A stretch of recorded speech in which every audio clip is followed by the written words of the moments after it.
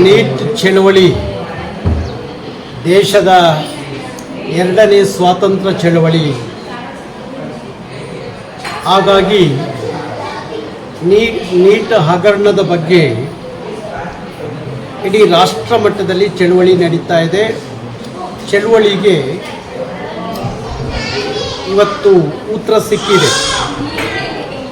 ಯಾವ ಭಾರತ ಸರ್ಕಾರದ ಶಿಕ್ಷಣ ಸಚಿವರಾಗಿರುವಂಥ ಪ್ರಧಾನ್ ಅವರ ರಾಜೀನಾಮೆಗೆ ಪಟ್ಟಿಡಿದು ಶಿಕ್ಷಣ ನೀತಿಯಲ್ಲಿ ಆದಂಥ ಹಗರಣದ ವಿರುದ್ಧವಾಗಿ ಚಳವಳಿ ನಡೀತಿತ್ತಲ್ಲ, ಆ ಚಳವಳಿ ಇಡೀ ರಾಷ್ಟ್ರ ಮಟ್ಟದಲ್ಲಿ ಒಂದು ರೀತಿಯ ಎರಡನೇ ಸ್ವಾತಂತ್ರ್ಯ ಚಳವಳಿಯ ಮಾದರಿಯಲ್ಲಿ ವಿದ್ಯಾರ್ಥಿಗಳು ಮಾಡ್ತಿದ್ದಂಥ ಸಂದರ್ಭದಲ್ಲಿ ಇವತ್ತು ಆ ಚಳವಳಿಗೆ ಕೇಂದ್ರದ ಒಬ್ಬ ಮಂತ್ರಿಯ ತಲದಂಡ ಆಗಿದೆ. ರಾಷ್ಟ್ರೀಯ ಶಿಕ್ಷಣ ನೀತಿಯಲ್ಲಿ ಅನೇಕ ಬದಲಾವಣೆಗಳನ್ನು ತರಬೇಕಾಗಿದೆ. ಮಾನ್ಯ ಪ್ರಧಾನಮಂತ್ರಿಗಳು ಎಲ್ಲ ಸಣ್ಣ ಸಣ್ಣ ವಿಚಾರದಲ್ಲಿ ಬಂದು ಮನ್ ಕಿ ಬಾತ್ ಅಂತೇಳಿ ಮಾತಾಡ್ತಾರಲ್ಲ, ಕೋಟಿ ಕೋಟಿ ವಿದ್ಯಾರ್ಥಿಗಳ ಈ ಚಳವಳಿಯಲ್ಲಿ ವಿದ್ಯಾರ್ಥಿಗಳಿಗೆ ಭರವಸೆ ಮತ್ತು ಅವರ ಆತ್ಮಸ್ಥೈರ್ಯ ತುಂಬುವಂಥ ಮಾತುಗಳನ್ನು ಇವತ್ತರೆಗೂ ಹಾಡಲೇ ಇಲ್ಲ ನಮ್ಮ ದೇಶದ ಪ್ರಧಾನಿ. ಹಾಗಾಗಿ ಯಾವ ಚಳವಳಿ ತೀವ್ರತೆಯನ್ನು ಪಡ್ಕೊಳ್ಳುತ್ತೆ ಅಂತ ಗೊತ್ತಾಯಿತು, ಆಗ ಶಿಕ್ಷಣ ಸಚಿವರ ರಾಜೀನಾಮೆಯನ್ನು ಪಡೀತಾರೆ. ಕರ್ನಾಟಕದವರೇ ಆಗಿರುವಂಥ ಧಾರವಾಡದ ಸಂಸದರು ಪ್ರಹ್ಲಾದ್ ಜೋಶಿ ಅವರಿಗೆ ಆ ಹೊಣೆಗಾರಿಕೆಯನ್ನು ವಹಿಸಿಕೊಟ್ಟಿದ್ದಾರೆ. ಇವತ್ತು ವಿದ್ಯಾರ್ಥಿಗಳ ಚಳುವಳಿ ಅದು ಪಕ್ಕದ ನೇಪಾಳ ಇರ್ಬೋದು, ಶ್ರೀಲಂಕಾ ಇರ್ಬೋದು, ಬೇರೆ ಬೇರೆ ನಮ್ಮ ಅಕ್ಕಪಕ್ಕದ ರಾಷ್ಟ್ರಗಳಲ್ಲಿ ವಿದ್ಯಾರ್ಥಿಗಳ ಚಳುವಳಿಯಿಂದ ಆದಂಥ ಬದಲಾವಣೆಗಳೇನು ಅಂತ ಎಲ್ಲರಿಗೂ ಗೊತ್ತಿದೆ. ಭಾರತದಲ್ಲೂ ಆ ರೀತಿಯ ಆಕ್ರೋಶಕ್ಕೆ ಗುರಿಯಾಗೋದು ಬೇಡ ಅನ್ನೋ ಕಾರಣಕ್ಕೋಸ್ಕರ ಆ ಚಳುವಳಿಯ ಸ್ವರೂಪವನ್ನು ನೋಡಿದಂಥ ಕೇಂದ್ರದ ಇಂಟೆಲಿಜೆನ್ಸಿ ಸರಿಯಾದ ಮಾಹಿತಿ ಕೊಟ್ಟ ಕಾರಣ ಶಿಕ್ಷಣ ಸಚಿವರ ರಾಜೀನಾಮೆಯನ್ನು ಈಗ ಪಡೆದಿದ್ದಾರೆ. ವಿದ್ಯಾರ್ಥಿಗಳ ಹೋರಾಟಕ್ಕೆ ಇತಿಹಾಸದ ಜಯ ಸಿಕ್ಕಿದೆ. ಹಾಗಾಗಿ ವಿದ್ಯಾರ್ಥಿಗಳು ರಾಜಕೀಯ ರಹಿತವಾಗಿ ಈ ಚಳವಳಿಯನ್ನು ಮುಂದುವರಿಸಬೇಕಾಗಿದೆ. ಯಾವುದೇ ರಾಜಕಾರಣದ ಮುಖವಾಡ ಹೊತ್ತ ಜನರ ಜೊತೆಯಲ್ಲಿ ಈ ಚಳವಳಿ ಮುಂದುವರಿಬಾರದು. ರಾಜಕೀಯ ರಹಿತವಾಗಿ ಈ ಚಳವಳಿ ಮುಂದುವರಿಬೇಕು ಅನ್ನೋದು ನಮ್ಮೆಲ್ಲರ ಆಕಾಂಕ್ಷೆ. ಹಾಗಾಗಿ ನಾನು ಸಹ 2 ದಿನಗಳಿಂದ ನೀಟ್ ಪರೀಕ್ಷೆಯಲ್ಲಿ ಆದಂಥ ಹಗರಣದ ವಿಚಾರದಲ್ಲಿ ಕರ್ನಾಟಕ ರಕ್ಷಣಾ ವೇದಿಕೆ ಧ್ವನಿ ಎತ್ತಿತ್ತು. ನಾವು ಪ್ರಧಾನವರ ರಾಜೀನಾಮೆಗೆ ಒತ್ತಾಯ ಮಾಡಿದ್ದು ಮತ್ತು ಪ್ರಧಾನಿಗಳು ವಿದ್ಯಾರ್ಥಿಗಳ ಕುರಿತು ಮಾತಾಡಬೇಕು ಅಂತೇಳಿ ಹೇಳಿದ್ದು. ಹಾಗಾಗಿ ಅನ್ನೋದು ಸಹ ವಿದ್ಯಾರ್ಥಿಗಳ ಭಾರಿ ದೊಡ್ಡ ಒತ್ತಡ.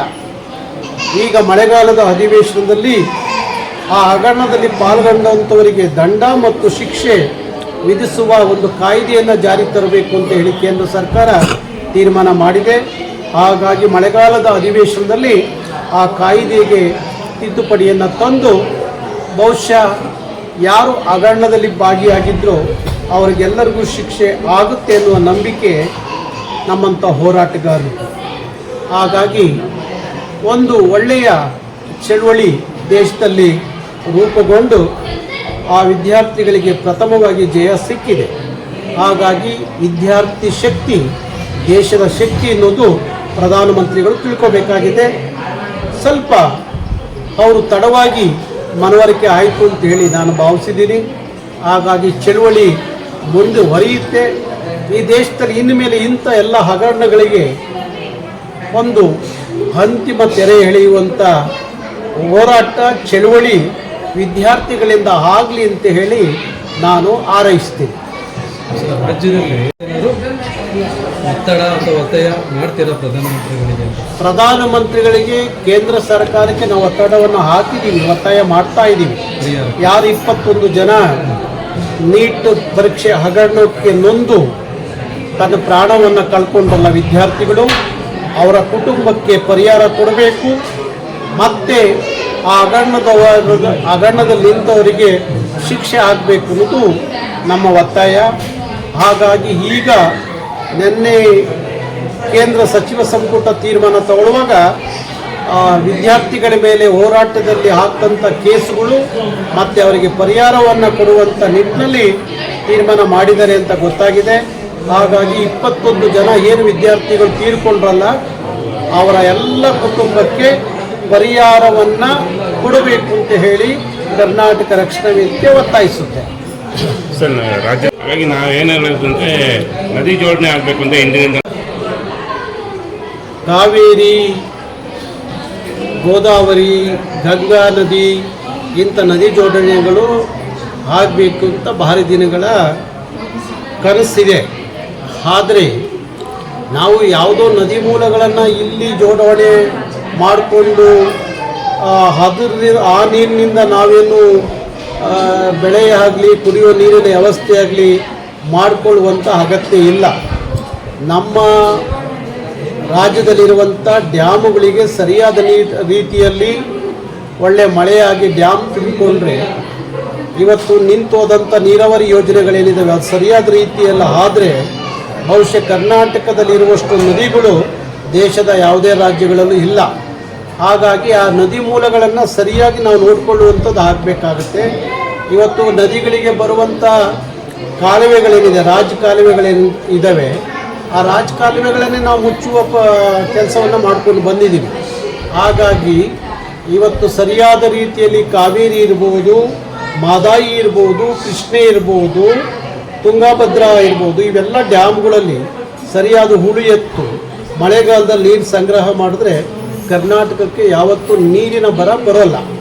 ಹಾಗಾಗಿ ಯಾವುದೋ ನದಿಯನ್ನು ತಂದು ಕರ್ನಾಟಕದ ಒಳಗಡೆ ಜೋಡಣೆ ಮಾಡಿ ಆಗಲೂ ನಮಗೆ ನ್ಯಾಯ ಸಿಗುತ್ತೆ ಅನ್ನೋದು ನಂಬಿಕೆ ಇಲ್ಲ. ಈಗ ಎತ್ತಿನೊಳನೇ ಸರಿಯಾದ ರೀತಿಯಲ್ಲಿ ಆಗದೇ ಇರೋ ಕಾರಣ ನಾಳೆ ಆ ನದಿ ಮೂಲಗಳ ಯೋಜನೆಗಳು ಎಷ್ಟು ಮಟ್ಟಿಗೆ ರೂಪುಗೊಳ್ತವೆ ಅನ್ನೋದು ನಮ್ಮನ್ನು ಕಾಡುವ ಪ್ರಶ್ನೆ. ಅದಕ್ಕೋಸ್ಕರ ಕರ್ನಾಟಕದ ನದಿ ಮೂಲಗಳನ್ನ ಚೆನ್ನಾಗಿ ಇಟ್ಕೊಳ್ಳುವಂಥದ್ದು ರಾಜ್ಯ ಸರ್ಕಾರದ ಹೊಣೆಯಾಗಬೇಕು. ವಿಚಾರವಾಗಿ ನಿಮ್ಮ ಬೆಂಬಲ ಇದೆ. ಬಹುಶಃ ನಾಳೆ 26ನೇ ತಾರೀಕು ತಮಿಳುನಾಡಿನ ಮುಖ್ಯಮಂತ್ರಿ ಕರ್ನಾಟಕದ ಮುಖ್ಯಮಂತ್ರಿಗಳನ್ನ ಭೇಟಿ ಮಾಡ್ತಾ ಇದ್ದಾರೆ. ಅದು ಕಾವೇರಿ ವಿಚಾರ ಇರ್ಬೋದು, ಇದು ಹೊಗೆನಕಲ್ ವಿಚಾರ ಇರ್ಬೋದು, ಎರಡೂ ಚರ್ಚೆ ಆಗುತ್ತೆ ಅಂತ ಅಂದ್ಕೊಂಡಿದ್ದೀವಿ. ಹಾಗಾಗಿ ಒಂದು ಇತಿಹಾಸದ ಪರಿಹಾರ ಸಿಗ್ಬೋದು ಕಾವೇರಿ ವಿಚಾರದಲ್ಲಿ ಮತ್ತು ಹೊಗೆನಕಲ್ ವಿಚಾರದಲ್ಲಿ ಒಂದು ಒಳ್ಳೆ ಪರಿಹಾರ ಸಿಗುತ್ತೆ. ಹಾಗಾಗಿ ನಾವು ಏನು ಹೇಳೋದಂದರೆ ನದಿ ಜೋಡಣೆ ಆಗಬೇಕು ಅಂತ ಹಿಂದಿನಿಂದ